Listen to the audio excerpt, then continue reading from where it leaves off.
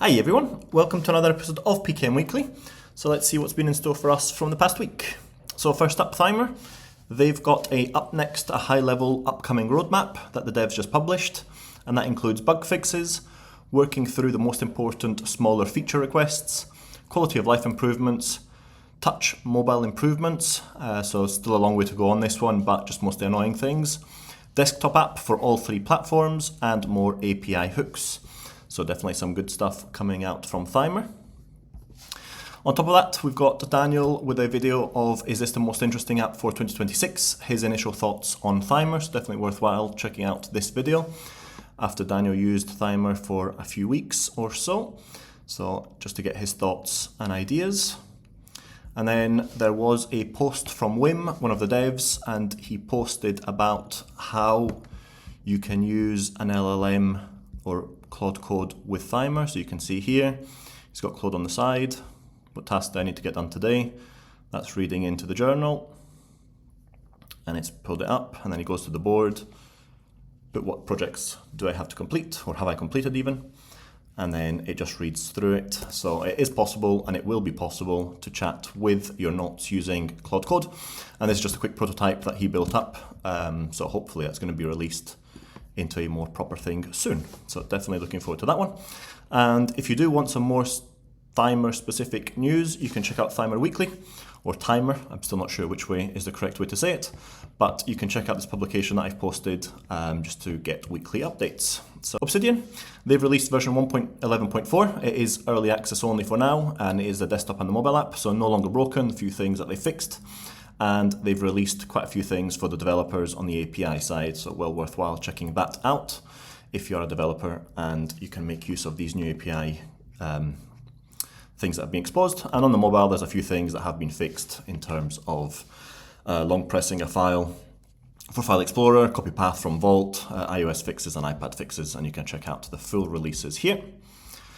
Capano, he released a Claude Skills for use with the Obsidian repo in GitHub, so you can check that out. It's just a few files that you need to copy into a Claude folder, and what it basically allows you to do is use Claude Code so that you can communicate with your notes in Markdown, in the bases, in Canvas, and a few other ways, so just that you've got the skills ready and you can create new notes, read notes, etc. So definitely worthwhile shortcutting the whole process.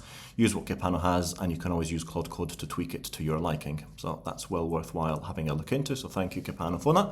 There was a video by Construct by D, and they talk about how they're using Claude Code and some of the inspirations and discoveries they've made in the first 24 hours of combining Obsidian with Claude Code. So well worthwhile checking that out if you haven't already, and trying to see what sort of insights Construct by D got, which might also help you in terms of getting your own insights from your notes.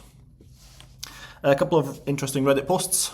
Is there Obsidian the right tool for academic research, or will the bugs drive me crazy? Starting a book project and looking to use Obsidian to basically take ideas, collaboration, collating references, ideas, visualizing links, etc.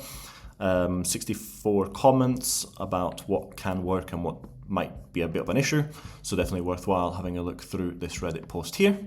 And then there was an Obsidian versus Logseq database. I've struggled to commit to either. I love the journal feature in one, don't care about the database in the other in Logseq, and also struggled to deciding between the two of them, and curious if anyone else has. So if you are in the same boat, definitely worthwhile having a look through this post here and seeing what other users say as well in terms of using Obsidian or Logseq database version.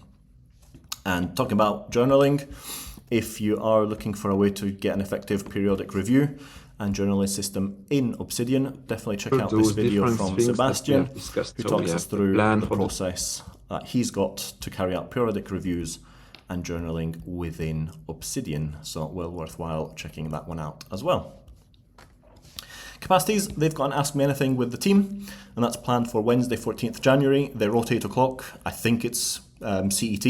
Could be wrong, but if I definitely worthwhile having a look through the Discord to see if that gets updated. And what they're going to do is just basically answer any questions that you have in a text format within the hour. And just as a disclaimer, they won't be answering anything on the timeline or release related questions. as they have a What's Next article coming very soon. So if you have any questions for the Capacities team, or you have anything on your mind which is not timeline or release related, definitely join in and see if your question gets answered by the team. And I think the whole team will join in, so your question can be on just about anything. And then we have the same question but from a different perspective. So the OP that posted the question for Obsidian, is it right for academic research? They've also posted it in the Capacities subreddit, so definitely worthwhile checking that out. Not so many comments on this one, but if you want a different perspective of why Capacities might work for you, it's worth having a quick look through that one. Tana, they started off with a update to publish, so that's now live, and it includes expand state, so you can do command control arrow up down to expand all notes, and that's quite a few things that they've done on that state there. And in addition, they would like our feedback and comments of what's important in 2026, just so that they can steer and guide the app into making sure they try and deliver everything that's important to the users. So if you have something that is critical to you, definitely complete the survey. It's open for another week or so, just to give your thoughts and ideas of what you would like to see in Tana. Tana praise. There's a user in Slack that posted a message of praise to the Tana team, basically saying that it's saving their sanity. The application is solving a bottleneck and a pain point that they had as a director of operations for a small company. It basically allows them to bring everything together. They can dump things from their brain right into Tana, and it's all connected, it's all there, and they don't have to worry about it. So that was a nice message, I thought, from the user just to the Tana team. So that's great on that side. So Logseq, there's a few things that have happened of late, and one of them is that the unofficial FAQ has moved from the Logseq forum or discourse to a proper publish page using Logseq publish. So you can check it out here. Let's just change it to white mode. And you can see how it works. So this is going to be how Logseq publish is going to look. And you can see it's looking very good, very professional, and you can play around with it here so you can see what it's going to look like. And also, there's some great questions and answers that Lumen's prepared in it, so well worthwhile having a look if you're in doubt about Logseq database version.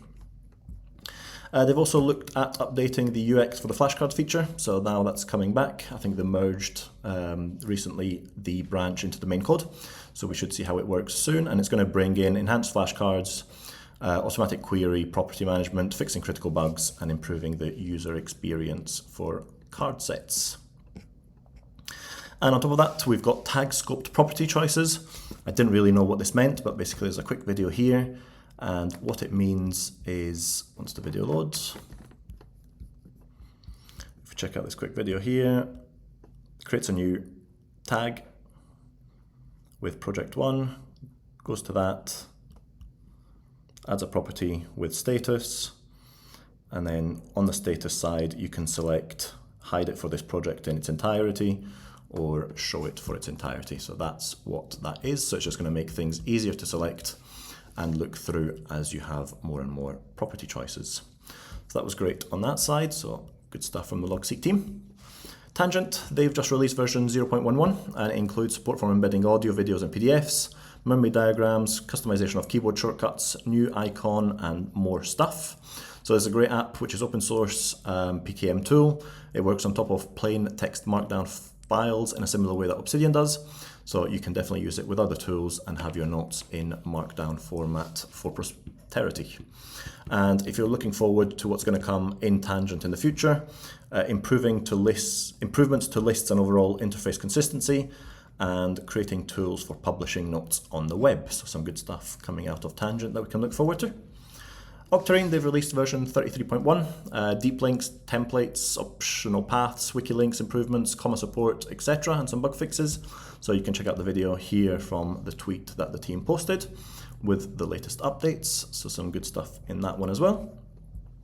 Heptabase, they've had a few updates this week, and that includes all actions panel, improve the overall design. You can now use your own OpenAI API key to transcribe audio podcasts and other things, so that's great stuff. And in the mobile app, they've improved the PDF reader. So again, some good stuff coming out of the Heptabase.